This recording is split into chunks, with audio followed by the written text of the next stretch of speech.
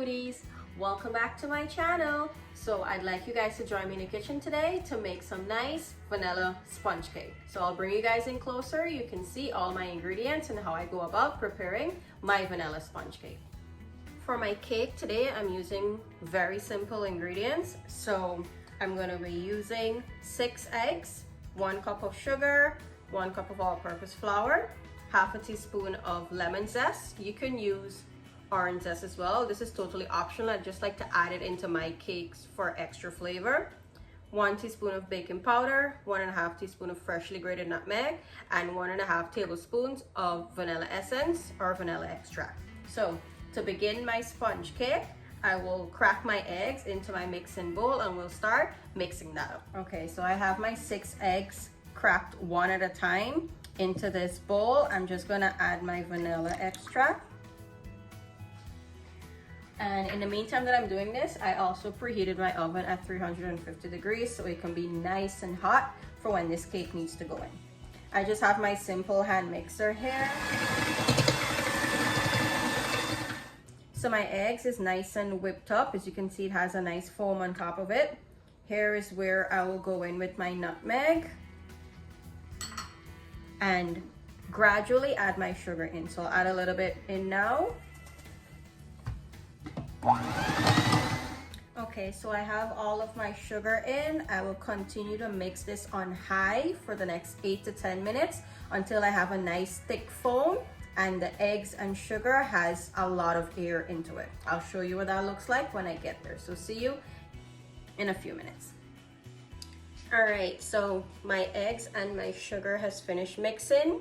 See how it actually multiplied in the amount. It created a nice, thick, rich, and creamy foam.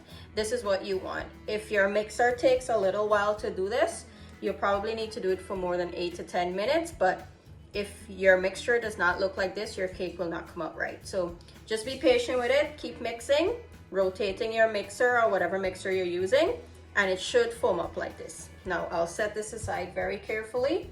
You don't want to handle that too much because you want to keep that foam and that air inside there. Now to my all-purpose flour, I will just add my 1 teaspoon of baking powder. Give it a whisk to mix this up. This is good enough for me. To my whipped sugar and eggs, I will now add my flour to a sifter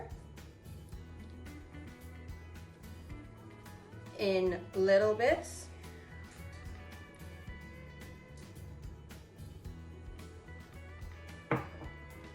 For your flour, you see, this is the reason why we're sifting it. It's because of all of these little lumps. You don't want to have that in your cake. Now, I'm not going to mix this. I'm just going to fold it in because I want to keep that air, right? So give it a couple folds. That's good enough. I will sift a little bit more.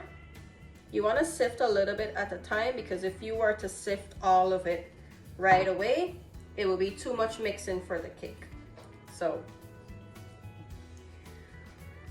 just keep folding and scrape from the bottom to the top, just like this, as you see. Okay, so I have everything mixed in here. I'll just give it a couple final folds just to bring back that air. And there you have it. The cake is finished mixing. See how light and fluffy this is? This is exactly what you want. See, look. Isn't that the Guyanese trick? Put your spoon in the middle of the cake and see if it stands straight. To bake my cake, I'm using a bun cake pan. You can use any pan that you like.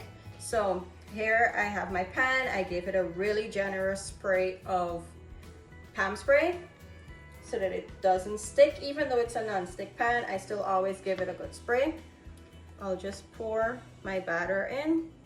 Okay, so this is what my cake batter is looking like. See, it's still nice and fluffy. It maintained that air. I'm gonna place this in my oven at 350 degrees for 25 minutes. Yours may vary 25 to 30 depending on your oven. And I'll bake it to a nice golden brown crust at the top. Also, I'm gonna be placing this in the center rack to get it even baked. So I'll bring it back and show you when it's done. All right, my cake is finished baking. This is what it's looking like. I'll allow it to cool down just for about 2 to 3 minutes, and then I'll release it from the pan so you can see how exactly it's looking. Okay, this is the moment of truth. Look at that. Perfectly baked. Can you guys see that smoke? I don't know if you can, but I definitely can, and this smells absolutely amazing. Now, let's get a cut into it. Nice and hot sponge cake.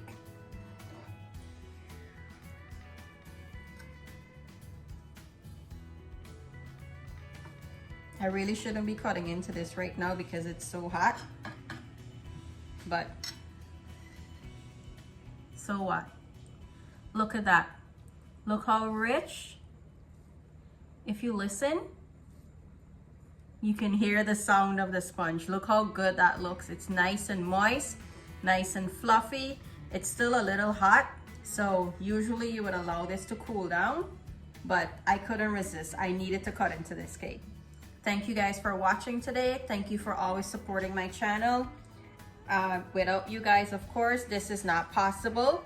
Also, you can follow me on TikTok and Instagram at I'mAFoodieGirl_94. All my ingredients and the measurements for them are always listed in the description box below. Thank you for watching. See you on the next one. Bye.